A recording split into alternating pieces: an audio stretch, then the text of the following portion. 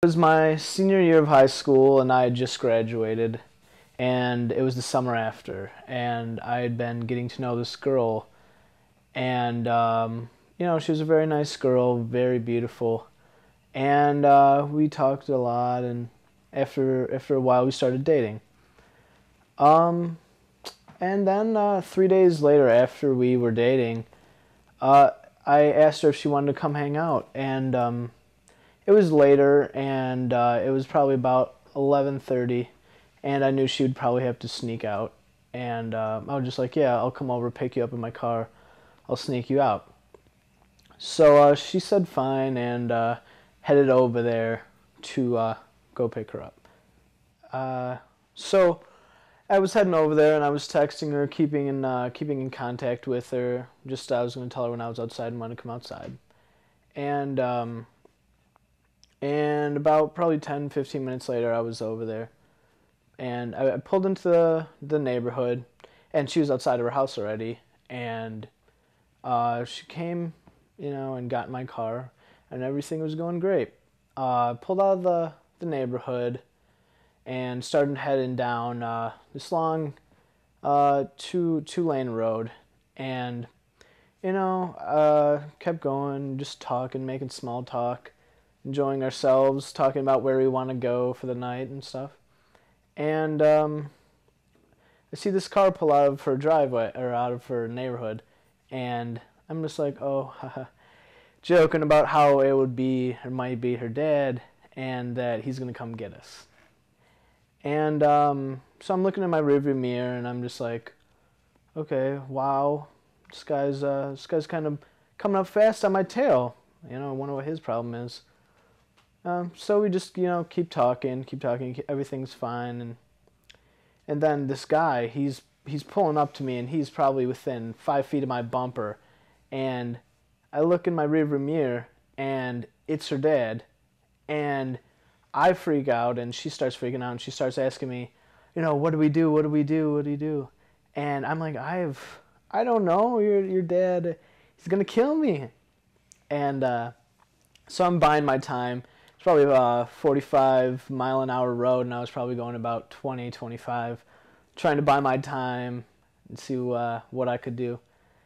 And basically, we kept going for about a couple more minutes, and until we hit a stoplight. And I thought this is the end of the road. I didn't want to make any quick moves or anything because I didn't know what he would think or do. So yeah, we stopped, and he got out of his car and started coming towards my car. And he comes over to my car and starts pounding on my window and is like, "Let her out of the car! Let her out of the car!" And like, I'm like, oh, just like calm down. Let's go meet in the parking lot over there. I mean, resolve things over there because I think he'll cool down a bit by the time we get over there. So I keep telling him, go to the gas station. We keep quarreling back and forth. And then finally I just was like, whatever, and unlock the door. So he opens up the door and pulls his daughter out by the neck, and then comes in and starts choking me out.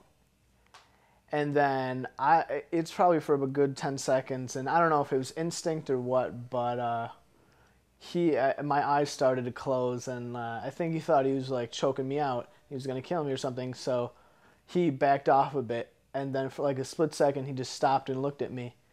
And then after that, he cocked back and punched me right in the mouth.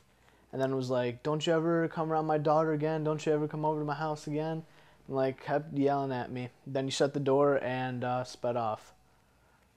And then the adrenaline's pumping in me, and I don't know, I'm shaking a ton. And I call up my friend, and I'm just like, my girlfriend's dad punched me in the face. What do? I'm bleeding all over. And he was just like, he didn't know what to do, and I was like, I don't know, I just wanted to tell someone. And so I went over to the gas station and asked them for some ice and napkins. Put it on my lip to try to stop the bleeding a little bit, put down the swelling.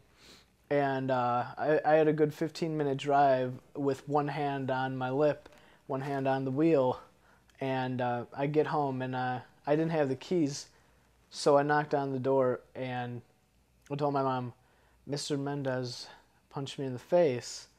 And she's like, oh, okay, well, let me look at it. She was trying not to freak out, and my mom freaks out at a ton of stuff. And she just like, just don't tell your father. I don't want him to go crazy. And my mom worked at a hospital, so she looked at it, and she knew right away that I was going to need stitches because the cut was pretty deep.